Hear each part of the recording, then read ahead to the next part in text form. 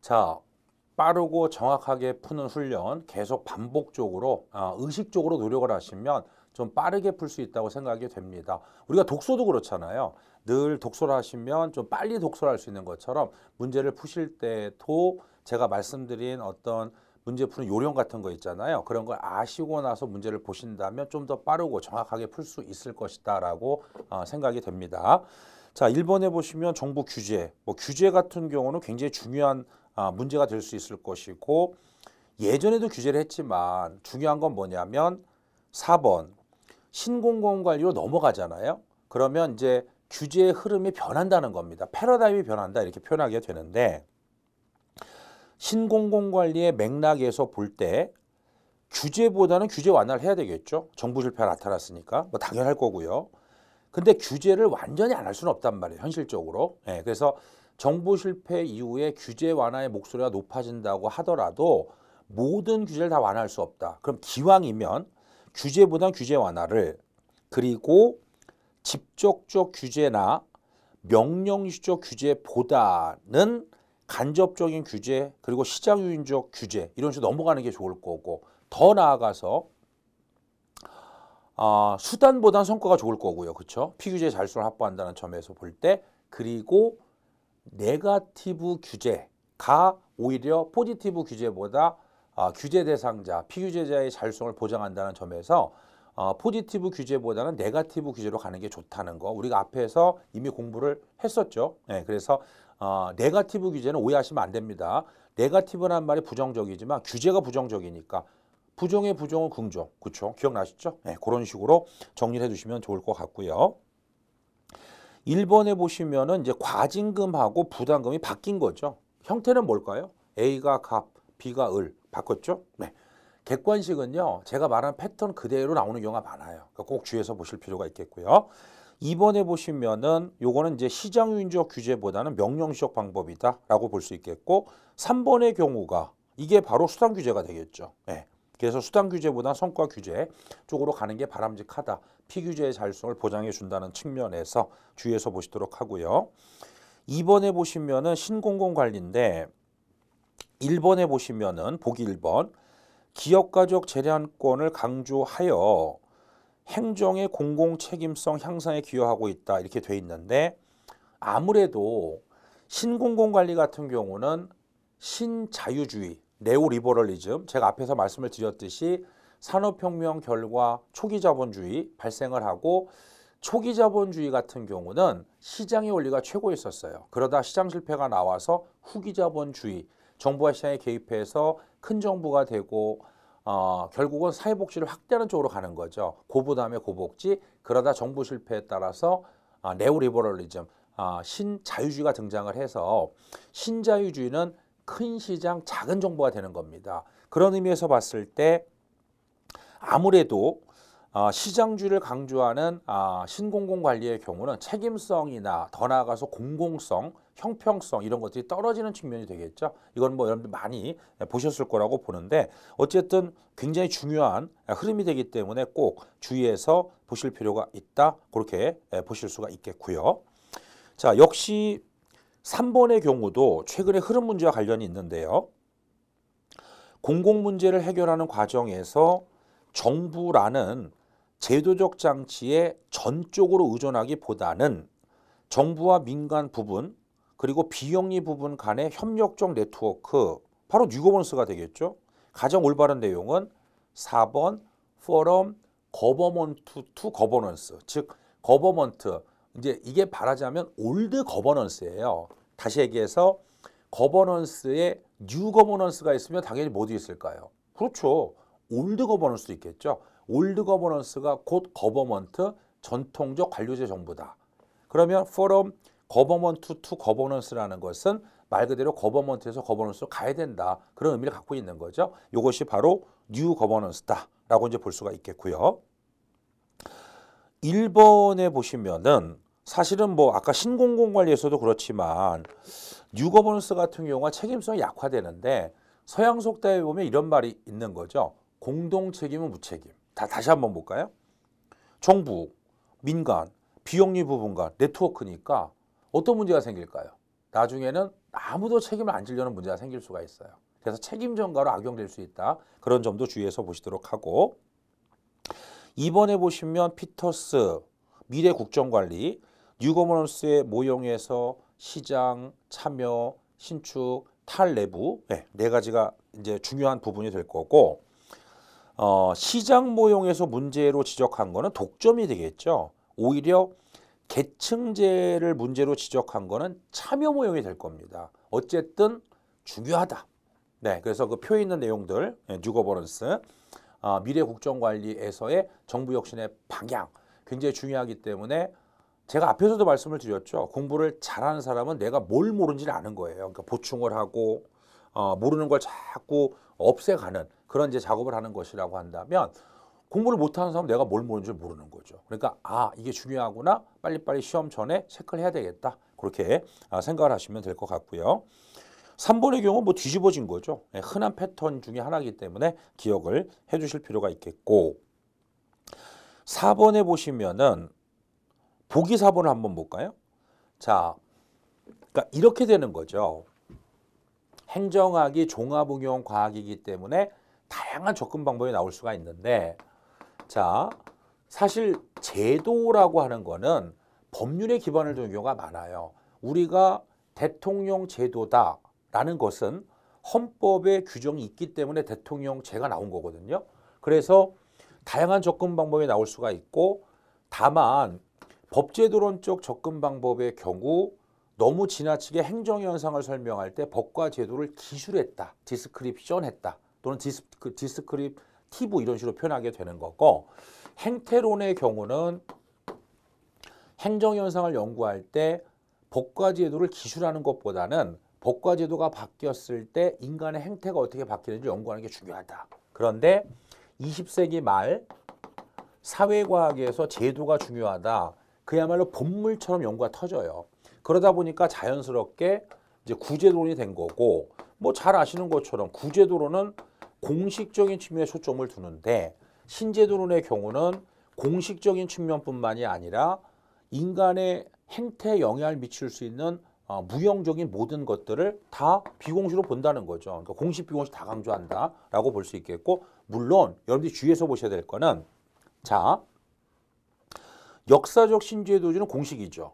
합리적 선택 신제도 공식이죠. 사회학적 신제도는 비공식이죠. 이거는 그들 안에서 비교한 거고, 구제도론하고 신제도론을 비교했을 때는 구제도론은 공식이고 신제도론은 비공식과 공식 모두 강조한다. 그러니까 사회과학은 항상 주의해서 보셔야 될 게 뭐냐면 상대성의 원리예요.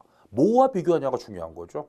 그걸 꼭 기억을 해 주실 필요가 있겠고, 여러분 생각해 보세요. 절대적 법칙이 존재할 것 같은 자연과학에서도 상대성 원리가 나옵니다. 사회과학은 사회를 연구하는 거거든요. 사람을 연구한단 말이에요. 그러니까 사람이라는 건 절대적이게 존재할 수 없는 거예요. 항상 상대성의 원리. 그래서 행정학을 공부할 때 어려워하시는 분들이 되게 그런 것들을 많이 어려워하는 거죠. 그러면 앞으로 무엇과 비교해서 보느냐, 그걸 꼭 기억해 두신다면 훨씬 편해요. 그걸 꼭 기억을 해 주실 필요가 있겠고, 5번에 보시면은 이제 포스트 모더니즘이다라고 이제 볼 수가 있는데, 자, 요것도 조금만 제가 설명을 드리도록 할게요. 사실 이런 얘기가 있어요. 중세의 경우는 신이 인간을 지배했고 인간이 신을 위해서 존재했다고 해도 과언이 아니다라고 보시면 돼요. 자, 그런데 이제 중세에서 근대로 넘어오면서 아마 니체를 다 들어보셨을 거예요. 니체가 뭐라 그랬을까요? 신은 죽었다. 다시 얘기하면 근대 사회를 관통하는 가장 중요한 키워드가 뭐냐면 합리성이에요. 합리성. 그래서 신이 죽었다는 얘기는 결과적으로 인간의 합리성을, 다시 얘기해서 인간의 합리성을 강조했다는 얘기는 과학적인 우월주의 이런 걸 강조한 거죠. 그래서 인간은 사물의 경중을 구분할 수 있을 정도로 합리적이다라고 본 거예요. 그런 줄 알았어요. 그런 줄 알았는데 근대 사회에 대한 비판으로 등장한 것이 포스트 모더니즘이 되겠죠. 네, 포스트 말 그대로 모더니즘, 탈근대, 근대의 사회를 비판해서 등장을 한 거죠. 그러면 이런 겁니다. 인간이 그렇게 합리적 존재면 왜 양차 세계대전을 일으켜서 죽고 죽였느냐. 사실은 인간의 합리성이라는 게 잘못됐다는 거예요. 결과적으로.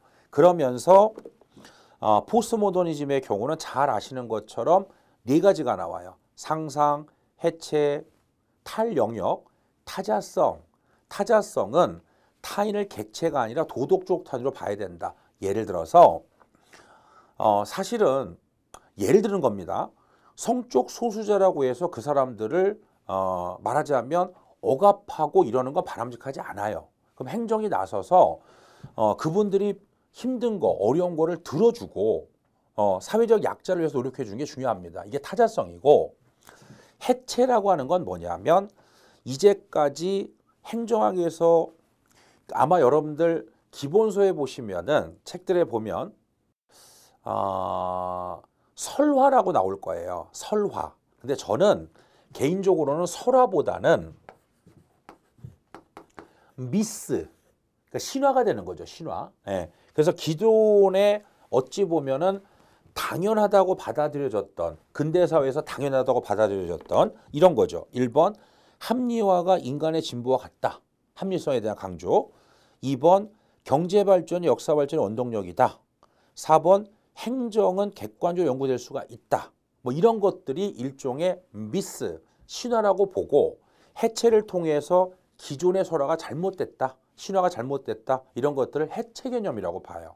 그러니까 적어도 여러분들이 딴 거는 모르겠지만 상상, 해체 개념, 탈영역, 타자성까지 기억을 해주실 필요가 있어요. 왜냐하면 포스트모더니즘은 사실은 조금 사변적이다, 너무 철학적이다, 비판을 많이 받거든요. 그래서 여기까지만 공부하셔도 너무 깊게 들어가지 않으셔도 좋을 것 같은데, 3번에 보면 진리의 기준은 맥락 의존적이다. 요거는 포스트모더니즘 자체 주장이에요.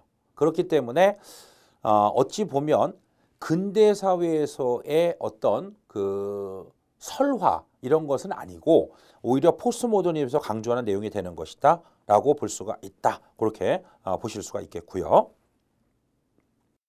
6번에 보시면은 이론 또는 주요 접근과 그 비판에 대한 부분인데, 4번에 보시면 일단 체제론의 경우는 목적성을 띈 변화나 정치 사회의 변화를 적절하게 설명하지 못한다는 문제점이 생깁니다.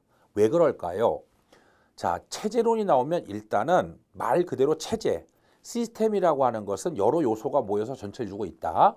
그 다음에 또 하나 생각나는 게 뭘까요? 체제론 하면 투입, 전환, 산출, 환류. 그러면서 동적 항상성. 다시 얘기해서 투입과 산출이 반복적으로 이루어지더라도 체제가 원래 모습을 그대로 유지하려고 해요. 동적 항상성, 동적, 움직이면서 항상성, 원래 모습을 그대로 유지하려고 한다. 그렇기 때문에 체제론의 경우는 안정과 균형을 너무 강조한다는 면에서 비판을 받고, 그런 의미에서 봤을 때 목적성을 띈 변화, 정치사회의 변화를 적절하게 설명하지 못해서 개도국의 발전이나 이런 걸 설명을 못해요. 사실은. 그런 점에서 이제 맹점이 있다라고 볼 수가 있다. 그렇게 보시면 될 것 같고요. 7번 문제를 보시면은 일단 박스의 내용을 한번 보도록 하겠습니다. 정부가 공급하는 행정 서비스의 생산 및 공급 업무를 제3자에게 위임 또는 위탁하여 정부 기능은 줄어들고 정부는 기획, 조정, 통제, 감독 등의 중요한 업무만을 수행하게 된다. 이렇게 돼 있는데, 이게 사실은 여러분들이 흔히 알고 있는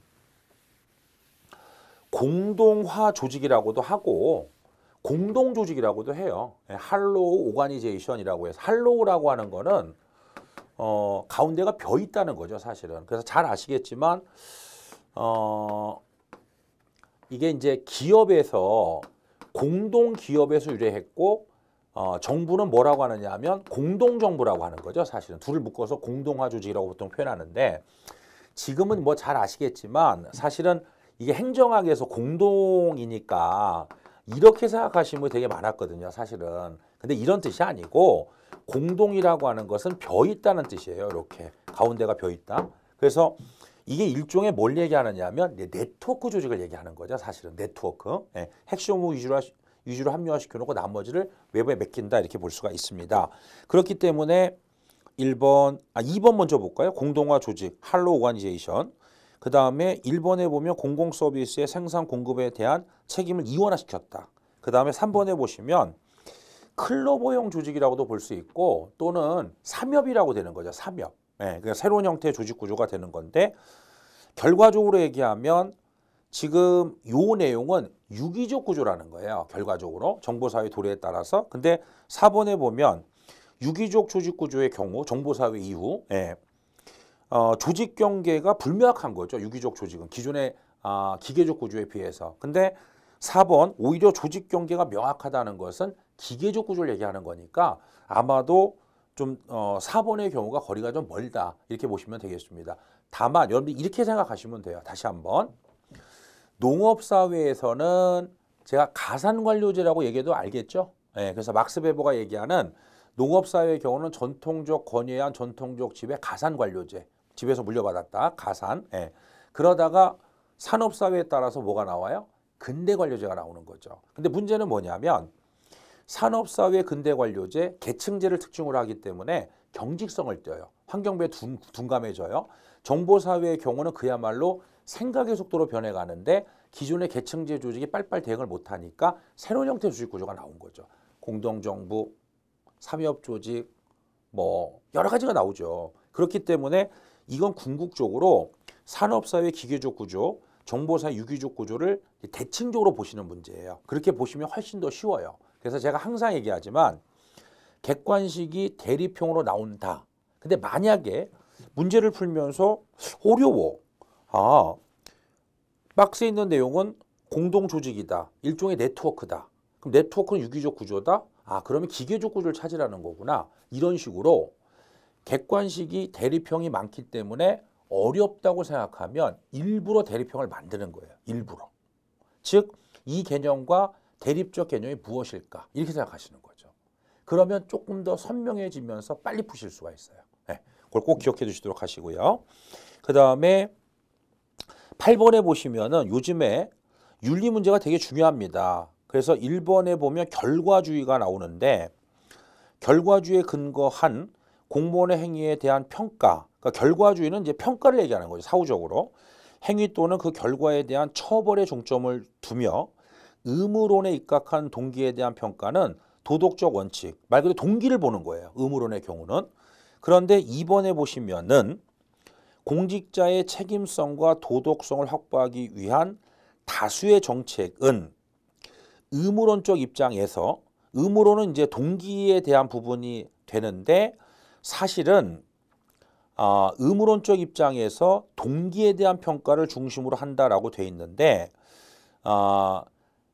정부의 다수의 정책은 의무론적이기보다는 사실은 결과주의 입장에서 말하자면 윤리를 평가하게 되는데 이게 불완전하다는 거예요. 그렇기 때문에 결과적으로 얘기한다면 결과주의와 의무론을 이제 절충을 해야 되는 거죠. 그러니까 옳게 고쳐보면 공직자의 책임성과 도덕성을 확보하기 위한 다수의 정책은 일단 결과주의 입장에서 평가를 해요. 사후적으로. 근데 이게 불완전하기 때문에 왜 이런 결과가 나왔을까에 대한 부분을 동기적 측면에서 다시 얘기해서 의무론적 입장에서 보완할 필요가 있다라고 보기 때문에 2번이 결국 틀린 거다라고 볼 수가 있다. 그렇게 보시면 되겠죠. 그래서 사실은 우리가 이제 넓게 보면 정책에 있어서 우리가 그런 얘기를 공부를 하는데 재량권이 없으면 책임을 묻기가 어려워요. 윤리나 이런 걸 묻기가 어렵거든요. 그래서 재량권이 있고 그 결과에 대해서 평가를 한다. 결과주의니까. 그래서 행위에 대한 평가를 사후적으로 하는 건데 그러면 왜 이런 결과가 나왔을 건가에 대해서는 원인이 있을 거 아니에요. 그 원인은 의무론적이라는 거죠. 둘을 절충 보완할 필요가 있다라는 점에서 조금 윤리적이란 말이라서 윤리적인 측면이기 때문에 조금 어렵다고 느껴질 텐데 이렇게 생각하시면 돼요.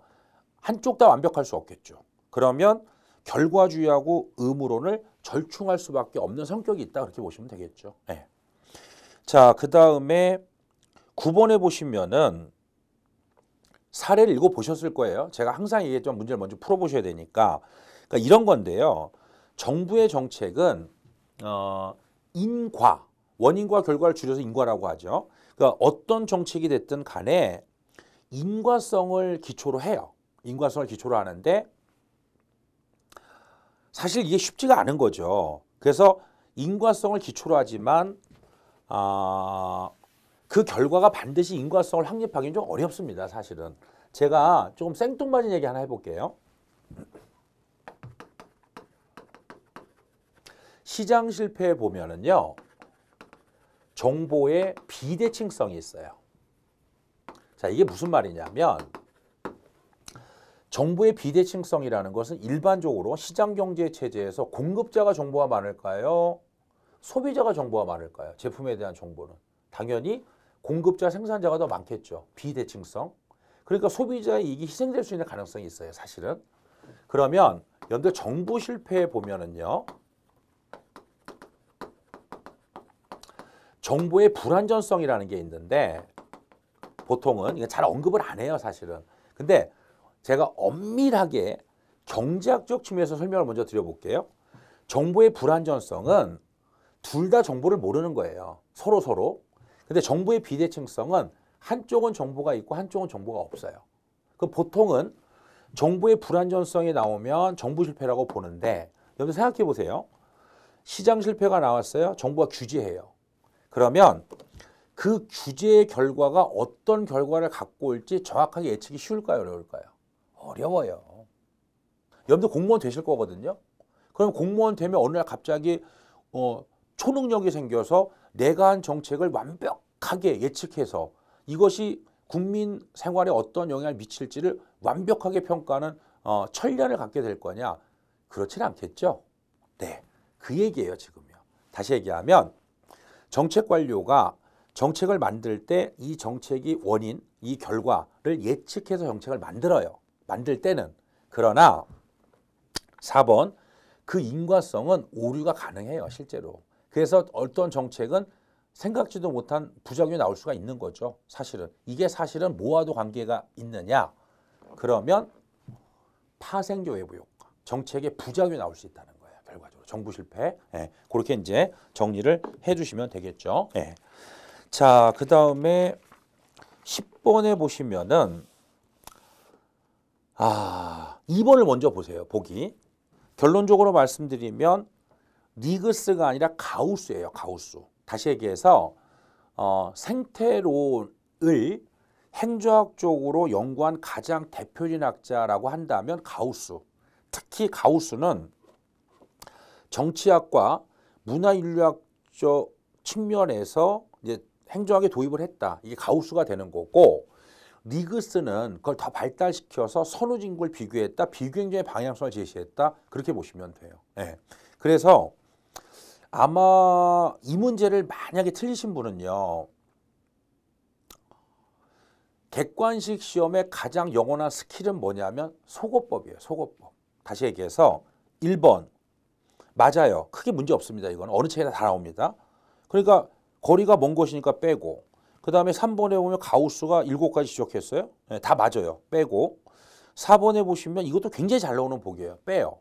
그럼 2번이 헷갈리잖아요. 그럼 이게 뭐냐면 맞을 수 있고 틀릴 수 있는 부분인데 사실은 정확히 얘기하면 틀린 거죠. 리그스가 아니니까. 근데 여러분들은 지금 생태론 하면 가우스도 있고 리그스도 있으니까 이럴 때 리그스가 아니라 가우스일지 않을까? 이렇게 생각하시면 되는 거죠. 문제를 푸실 때. 왜냐하면 실제 시험에서 이런 문제가 있을 수 있어요. 몇몇 문제는. 그러니까 그럴 때는 최선을 다하셔서 출제자가 어떻게 출제를 패턴을 바꾸는지 그걸 염두에 두시면서 문제를 푸시는 게 중요합니다. 제가 전에도 한번 말씀을 드렸지만 파이널 실전 동영에서는 내용을 공부하는 게 아니에요. 제가 굉장히 강조를 많이 하지만 문제 푸는 요령을 주의해서 보셔야 되는 거예요. 운동선수들도 평소에는 기초훈련을 열심히 해요. 그러면 막상 시험에 나가잖아요. 그러면 시합에서 어떻게 승리를 할까에 대한 부분에 초점을 두셔야지 기초 체력은 평소에 기르는 거예요. 공부는 평소에 하시는 거고 실전 동형 모의고사 같은 경우는 문제를 푸는 실전에 가서 어떻게 풀 건가 이거를 고민해 보시는 게 중요한 거예요. 사실은. 네. 그렇게 꼭 기억을 해 주시도록 하시고 11번에 보면 여러분들 고층 구조하고 저층 평면 구조를 구분하는 가장 중요한 건 계층제예요. 사실은. 아파트도 그렇잖아요. 고층 아파트, 저층 아파트. 네. 층이 많으면 고층이 되는 거고 층이 적으면 저층 아파트가 되겠죠. 네, 당연하지 않겠어요? 예. 근데 보시니까 계층제가 없죠. 그럼 이게 있으면 너무 쉽겠죠. 그럼 잘 보세요.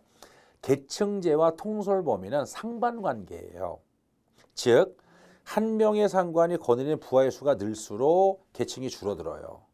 그래서 계층제와 가장 관련이 있는 4번 통제의 폭, 스팬 오브 컨트롤. 스팬이라는 말은 원래 뜻은 뺨 쫙 폈을 때 여기서부터 여기까지의 제일 긴 거리를 스팬이라 그래요. 그래서 스팬 오브 컨트롤이라는 것은 한 명의 상관이 최대 몇 명의 부하를 거느리느냐. 그래서 그레이쿠나스라는 학자는 수학자인데 수학적 공식을 이용해서 6명, 사이몬은 매직 넘버 비판했죠. 왜? 사이몬의 경우는 고전적 이론에서의 원리주의, 그걸 반영한 게 바로 조직의 원리, 통솔범위 원리거든요. 이거는 이제 문제가 있다라고 비판한 겁니다. 참고로 기억해 주시도록 하시고. 그래서 문제를 푸실 때 그렇게 푸시는 게 가장 중요하다라고 볼 수가 있다. 그렇게 보시면 되겠고요. 12번에 보시면은 요새 집단조사 결정 4가지 잘 나옵니다. 주의해서 보시도록 하고요. 1번에 보시면은 델파인데 전문가 집단을 활용 구조화된 설문지 조사 및 회수를 통해 익명성을 토대로 의견 대립을 유도한다라고 되어 있는데 델파이라고 한다면 의견 대립이 아니라 의견의 일치를 얻으려고 하는 거예요. 즉 제가 전에 말씀을 드렸나 모르겠는데 경제학에서 아무 얘기 없이 탄력성은 무조건 가격 탄력성이에요. 이게 무슨 소리냐면 델파이 아시다시피 델파이가 있고 정책 델파이가 있잖아요. 그럼 당연한 얘기일지 모르겠지만 정책 델파이는 반드시 그 앞에 정책이라는 말을 써줘야 돼요. 정책이라는 말을 안 써주면 그냥 델파이, 고전적 델파이 또는 일반 델파이 얘기한다는 거예요. 그러면 고전적 델파이 또는 일반 델파이는 전문가 의견을 일치시킨 데 초점을 둬요. 근데 정책 델파이는 오히려 갈등을 통해서 다양한 의견을 표출하는 거거든요. 그렇기 때문에 델파이 기법이다라고 한다면 의견의 일치를 유도하는 것이고 정책 델파이는 오히려 갈등을 유발해서 다양한 견해를 얻기 위해서 노력한다. 어느 책이나 델파이하고 정책 델파이는 반드시 구분해서 표를 설명을 하고 있습니다. 항상 여러분들 제가 뭐라 그랬어요. 객관식의 기본적 패턴은 뭐라고요? 대립형. 네, 델파이, 정책 델파이 비교해서 표. 다시 한번 체크 꼭 해주시기 바랍니다. 네. 자, 그 다음에 13번에 보시면은 일단은 1번에 보시면은 요거 보기로 참 잘 나옵니다. 헌법 57조인데요. 국회는요 정부의 동의 없이는 세비목이나 증액을 할 수가 없어요. 뭐 잘 아시겠지만 국회가 삭감을 하거나 또는 폐지할 때는 정부의 동의가 필요 없는데 증액을 하거나 세비목을 설치할 때는 반드시 정부의 동의를 받아야 된다라고 이제 볼 수가 있겠죠. 4번에 보시면은 국회가 의결한 예산안에 대해서 대통령이 거부권을 행사할 수 있다가 아니라 없다예요. 그러면 여러분들 행정학 책에 보면 이걸 뭐라고 설명을 하느냐면 예산이 법률주의냐 예산주의냐에 따라 다르고요.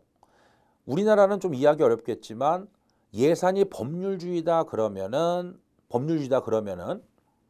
제가 앞에서 그런 얘기를 했었는데 헌법에 보면 대통령의 제2요구권이죠. 단체장도 제2요구할 수 있듯이. 그러니까 법률의 형태를 띠면은 제2요구할 수가 있어요.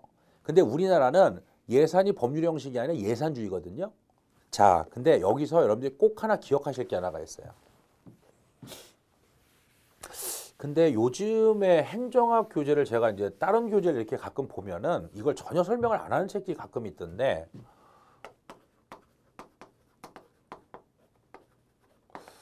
이걸 줄여서 행정부 예산제도라고도 하고 행정부 편성 예산 제도라고도 합니다. 예.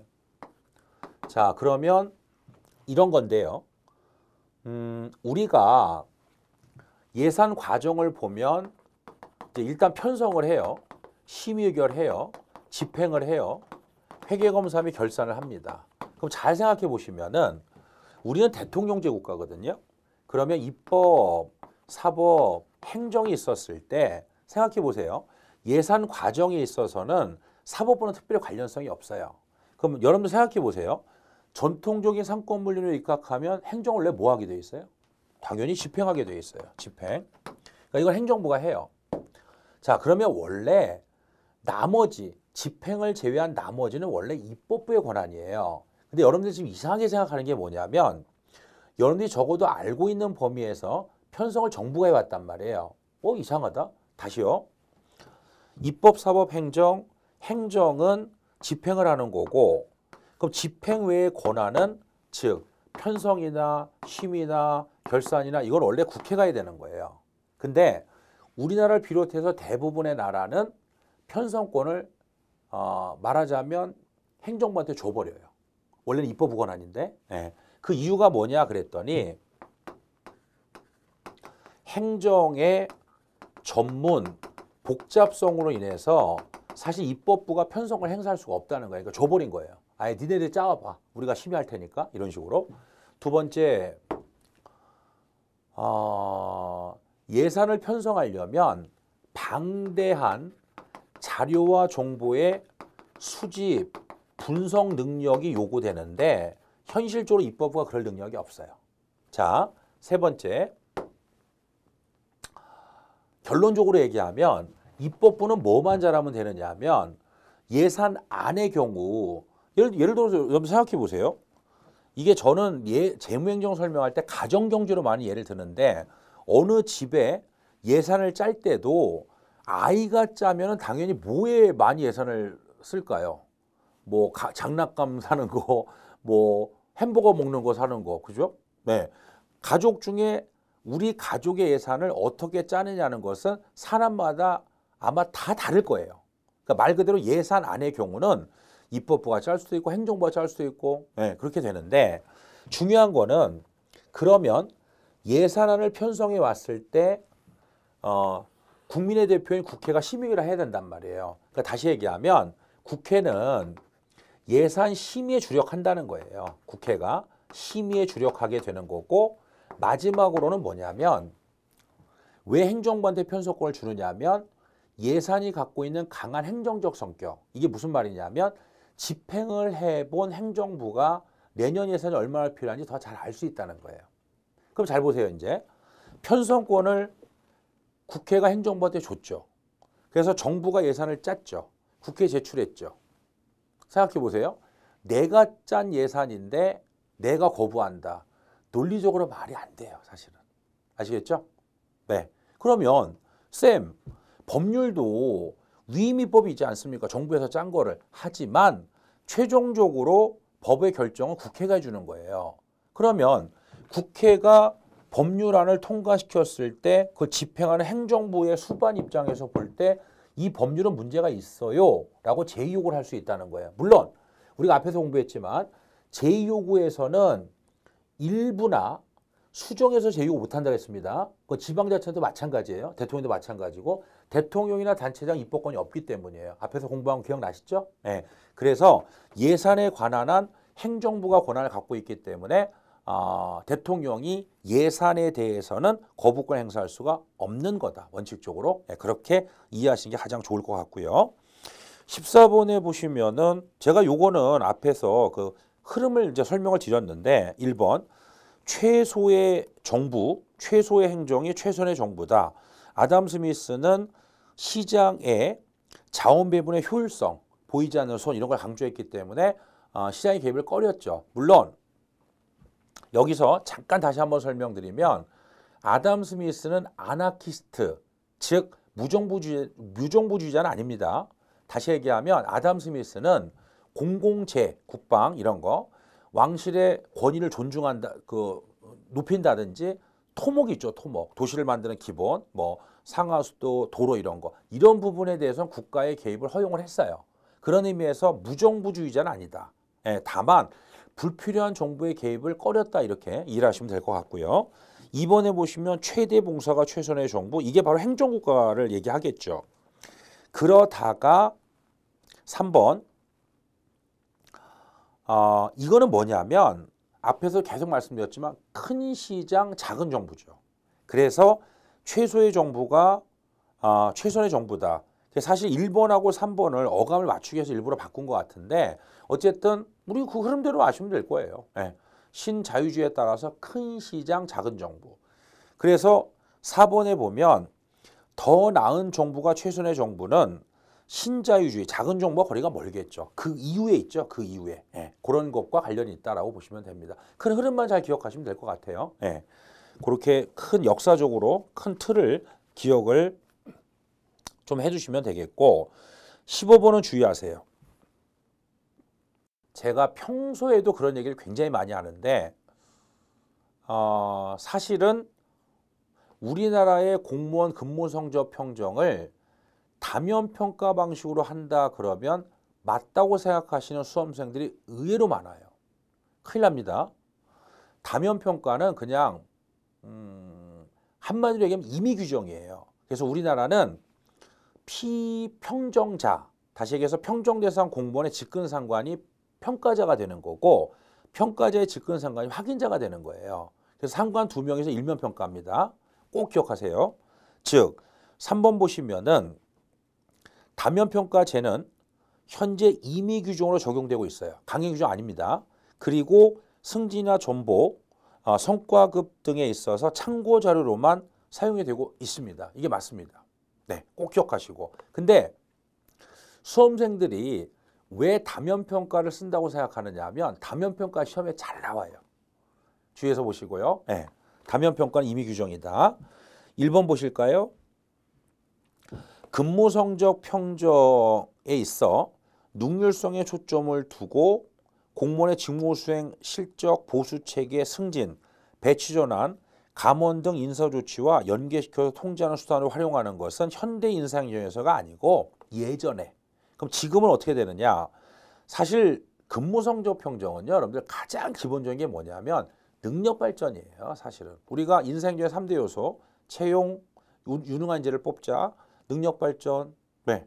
능력 발전에서 금평하는 거예요. 네. 잘한 건 더 잘하게, 잘못한 건 개선할 수 있게. 능력 발전이나 동기 유발 이런 쪽에 쓰는 것이 현대 인사 행정의 흐름이 된다라고 볼 수가 있겠고 2번에 보시면 선입견에 의한 그 오류하고 이른바 첫머리 효과, 초두 효과 이런 건 다른 거예요. 사실은 선입견은 말 그대로 선입견이고 우리가 초두 효과라든지 또는 근접 효과라고 하죠. 막바지 효과. 이건 시간상의 오류예요. 시간상의 오류. 예. 그래서 뭐 2번은 거리가 멀고 4번에 보시면은 경력 평정은 원칙적으로 5급 이하 공무원을 대상으로 합니다. 예, 5급 이하. 왜 그러냐면 여러분들 아시는 것처럼 근무 성적 평정은 4급 이상의 성과 계약 등 평가가 있는 거고 5급 이하의 근무 성적 평가가 있는 거예요. 근데 5급 이하의 근무 성적 평가의 경우는 그 안에 경력 평정이 있는 거죠. 네. 그래서 5급 이하를 대상으로 한다라고 볼 수가 있다. 그렇게 보시면 되겠고 16번은요. 굉장히 주의해서 보셔야 됩니다. 굉장히 주의해서 보셔야 되는데 2번 최근에 7급에서도 한번 나온 적이 있었는데 고위공무원단 제도는요. 신분보다 일 중심의 인사관리, 신분보다 일, 고위직의 개방 확대, 경쟁 촉진, 고위공무원에 대한 부처별 인사 자율권 확대 등을 통해서 고위직의 신분상 안정성을 도모한 것은 아니고 오히려 고위직의 경우 적격 심사 결과 부적격 결정을 할 수 있기 때문에 제도 도입 이후에 신분상의 안정성은 오히려 떨어졌어요. 떨어졌는데 아마 이 수업을 통해서 저를 처음 보신 분들은 조금 이게 무슨 소리인가 싶으실 텐데 자, 제가 조금만 설명을 드릴게요. 이 수업은 제가 누누이 강조했지만 행정을 공부했다고 전제하고 공부를 하는 거기 때문에 자, 적격심사가요. 사실은 고위공무원단 제도는 국가직에만 있으니까 국가공무원법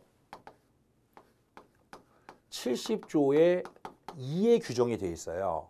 그러면 적격심사 요청을 해서 고위공무원 적격심사위원회에서 만약에 부적격 결정을 내리면 직권면직을 할 수 있습니다. 근데 직권면직의 경우는 국가공무원법 70조에 규정이 돼 있거든요. 그래서 지금 일부 수험서나 일부 강사들이 고위공무원단이 적격심사 결과 부적격 결정을 내려지면 직권면직을 할 수 있기 때문에 신분보장이 안 된다라고 써 있는 책이나 제가 좀 많이 본 적이 있고요. 그렇게 실제로 강의하시는 분이 있는데 지금부터 명심해서 들으세요. 국가공무원법 68조에 보면 뭐라고 되어 있냐면 공무원은 형해 선고, 징계 처분, 이 법에 정하는 사유가 아니고서는 휴직, 강임, 면직을 당하지 않는다 이렇게 되어 있습니다. 여러분들 법도 상식에 기반을 두는 거예요. 잘 생각해 보세요. 자, 공무원은 신분보장이 된다. OX. 설마 헷갈리지 않으시는 거죠? 네. 공무원 신분보장이 돼요. 네. 그럼 잘 보세요. 공무원은 신분보장이 되기 때문에 어떠한 경우도 면직을 당하지 않는다. 제가 좀 투박하게 말씀드리겠습니다. 면직이라는 건 잘리는 거예요. 네. 자, 공무원은 신분보장이 되기 때문에 어떠한 경우도 면직당하지 않는다. 상식적으로 말이 될 것 같으세요? 안 될 것 같으세요? 말이 안 되겠죠? 네. 여러분들 조금 수업 시간에 얘기하기 좀 흉한 얘기인데 사실 공무원에 의해서 범죄가 많이 일어납니다. 심지어 살인사건까지 일어나거든요. 그러면 공무원이기 때문에 이 사람은 신분보장이 되기 때문에 절대로 면직하면 안 된다. 말이 안 되죠. 그렇게 해석하면 유치한 거죠. 네. 자, 보세요. 공무원 신분보장이라는 것은 말 그대로 법원에서 형해 선고, 징계 처분, 이 법, 국가공무원법에 의하지 아니하고는 휴직, 강임, 면직을 당하지 않는다는 거예요. 뒤집어 해석해 보면 형해 선고, 징계 처분, 이 법에 정한 사유가 아니고서는 휴직, 강임, 면직을 당하지 않는다는 얘기는 정치적 요인이라든지 또는 개인적인 원한 때문에 공무원을 면직시키지 않는다는 얘기지. 뒤집어 해석해 보면 생각해 보세요. 형해 선고, 징계 처분, 이 법에 정하는 사유에 의해서는 면직을 시킬 수가 있겠죠. 그럼 봐봐요. 이 법에 의해서 적격심사한 거죠. 이 법에 의해서 직권면직을 한 거죠. 부적격결정이 내려졌을 때. 그러면 신분보장이 된다고 생각하셔야 돼요. 그래서 되게 유치한 해석이에요. 적격심사 결과 부적격 결정이 내려지면 직권면직을 할 수 있어서 고위공무원단 소속 공무원은 신분보장이 안 된다는 건 되게 유치하다. 다만 그럼 결론은 이 법에 의해서 직권면직을 한 거니까 고위공무원단 소속 공무원은 신분보장이 된다. 다만 1급은 안 돼요. 고공단 여부 관계없이 1급은. 이해되셨죠? 그거는 출제자가 낼 리가 없어요. 절대로. 왜냐하면 고공단이 우리나라에서 아시다시피 2006년 7월 1일에 도입이 됐는데 그전에도 1급은 신분보장이 안 됐다고요. 지금도 1급은 안 돼요. 직무등급이 가장 높은 고공단, 1급에 해당하는 고공단 안 돼요. 지금도요. 그러니까 이건 고공단 여부 관계없는 거고 그래서 1급은 안 되는 거고 자 고위공무원단 소속 공무원의 경우 적격심사한다. 부적격결 내려졌다. 직권면직할 수 있다. 그렇다고 해서 신분보장이 안 된다 해석하면 잘못된 거예요. 법률적으로는 신분보장이 돼요. 만약에 잘 보세요. 신분보장이 예를 들어 신분보장이 약화됐다 그럼 맞냐 틀리냐 이건 맞아요. 왜냐하면 그전에는 적격심사가 없었거든요. 근데 고위공무원단 도입돼서 적격심사 하죠. 그 얘기예요 지금요. 그 얘기. 그래서 다시 한번요. 법률적으로 보면 고위공무원단 소속 공무원의 경우도 맘대로 자르는 게 아니에요. 이 법에 의해서 적격심사하고 만약에 그게 잘못됐을 때 부적격 결정 내려졌을 때 직권면직할 수 있다. 그 얘기고 그러니까 법률적으로 되는 거고 신분보장이 고위공무원단 도입되고 나서 적격심사가 도입됐기 때문에 그전에 비해서 시간상으로 기존에 비해서 약화됐다. 그러면 그건 맞는 얘기다. 아시겠죠? 예. 꼭 기억해 두셔야 됩니다. 예. 자, 17번에 보시면은 3번의 경우는 이건 이제 용어가 바뀐 거예요, 사실은. 재정보존금이 아니라 조정교부금이라고 생각하시면 돼요. 조정교부금. 예. 용어는 바뀌었으니까 어쨌든 정확하게 얘기하면 조정교부입니다. 그렇게 보시면 되겠고 18번에 보시면 이른바 직무이행 명령에 대한 부분인데 3번에 보시면 고유사무 집행을 해태하는 경우에 발동한다. 일단은 해태라는 말은 이제 법률 용어에서 이제 퇴출당했어요. 해태가 뭐냐면 게으르다라는 뜻이에요. 그래서 고유사무의 집행을 해태 안 했을 때 게으름을 피웠을 때 그래서 고유사무가 아니라 직무이행 명령은 지방자치법 170조인데요. 위임사무예요. 위임사무. 그중에서 기관임사무거든요. 예, 그래서 그거를 이제 고유사무라고 해서 틀린 것이다라고 볼 수가 있다. 이렇게 보시면 되겠는데 지금 지방자치법 170조에 보면 뭐라고 되어 있냐면 법률에 지방자치단체의 장은 법령의 규정에 따라 그 의무에 속하는 국가유임사무나 시도유임사무의 관리와 집행을 이게 그러니까 기관임사무예요. 명백히 게을리하고 있다고 인정이 되면 옛날에 이제 해태했다는 표현을 쓰는데 지금은 이제 게을리한다 이렇게 표현을 쓰는 거죠. 하고 있다고 인정이 되면 이때는 직무이행 명령을 할 수가 있다라고 보시면 돼요. 지방자치법 170조. 예, 그렇게 이해를 하시면 될 것 같고요. 자, 그 다음에 19번에 보시면은 요거는 좀 잘 들으셔야 될 것 같은데요. 우선은 제가 설명을 조금만 드려볼게요. 일단은 여러분들이 이제 그 공부하신 내용에 보면은 2007년도에 총액인건비 제도가 도입이 돼요. 2007년도에. 그래서 이제 결론적으로 말씀드리면 2번. 그 전에 외우지 않으셔도 됩니다. 지방자치단체 행정기구와 정원 기준 등에 관한 규정이라는 대통령령이 있어요. 요게 대통령령인데 여기에 보면은 표준정원제다라고 해서 과거에는 중앙에서 지금으로 치면은 행정안전부에서 지방자치단체의 숫자를 정원을 딱딱 정해준 거예요. 중앙에서.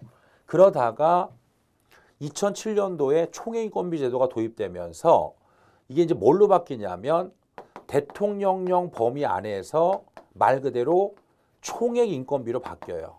그러다가 2014년에 이게 기준인건비로 바뀌는 거예요. 이렇게.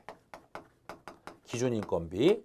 그러니까 일단은 제가 옳게 고치면 2번 2007년 표준정원제에서 1997년 표준정원제에서 2007년에 총액인건비 제로 그리고 2014년에 기준인건비 제로 변화를 했다라고 보시면 될 것 같고요. 근데 여기서 이제 굉장히 중대한 변화가 생겼는데 법률상으로 큰 변화는 아니에요.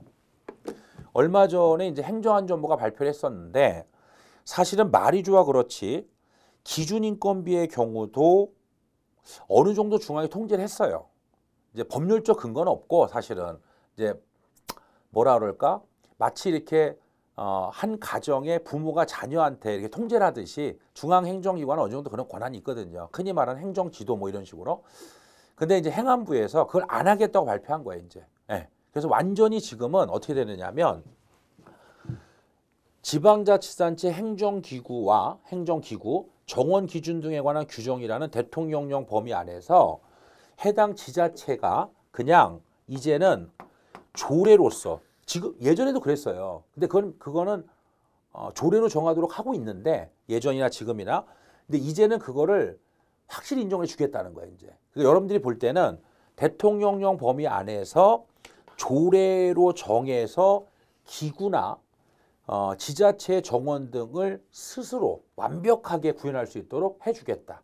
행정안전부가 이제 그런 식으로 이제 바뀌었다라고 보시면 될 것 같습니다.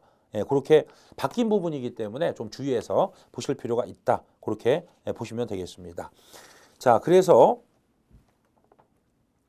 1번에 보면 중앙정부는 대통령령에 의해 지방행정기구 설치 및 지방공무원의 정원을 규율할 수 있다. 근데 이게요. 지금 다시 한번 오해 소지가 있을 것 같아서 그런데 법률상으로는 그럴 수 있다는 거예요. 근데 행정안전부가 앞으로는 그거를 그럴 수 있는데 안 하겠다고 발표한 거예요. 제 얘기는. 예. 그 다음에 3번에 보면 기준인건비에 따라 지자체는 행정안전부에서 제시하는 기준인건비와 추가적 자율범위 내에서 행정안전부의 별도 승인 없이 자율적으로 전원관리가 가능한 거예요. 이거예요, 이거. 예. 4번에 보시면 총액인건비제에 따라 행정안전부에서 지자체의 총정원, 인건비 총액 한도를 이중으로 관리했기 때문에 지방이 자율적으로 조직을 운영하는 데 있어서 상당한 제약이 존재를 했었는데 이제는 말하자면 조례로서 스스로 정할 수 있도록 그걸 풀어줬다라고 생각하시면 된다. 그렇게 정리를 해주시면 좋을 것 같습니다. 자, 20번에 보시면은 올바른 것은 하는 문제가 되겠는데요. 자, 일단은 2번에 보시면 이게 여러 번 나왔던 것 같은데 정책 이해관계자가 좁게 분포, 조직화 정도가 높은 경우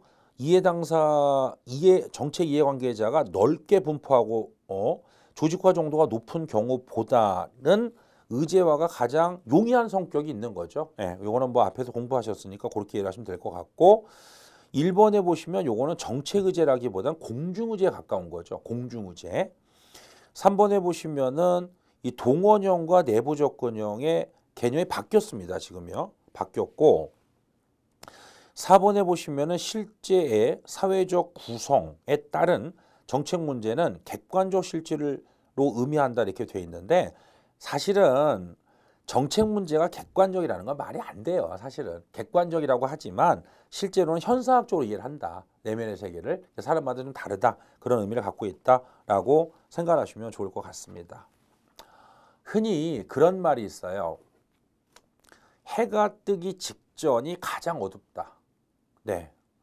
사실 수험생 입장에서 볼 때 시험이 다가오면 굉장히 뭐 초조하고 긴장도 많이 되고 여러 가지로 이제 고통이 되게 많습니다. 근데 금방 말씀드린 것처럼 해가 뜨기 전에가 가장 어둡고 겨울의 경우 가장 추워요. 해가 뜨기 직전이. 예.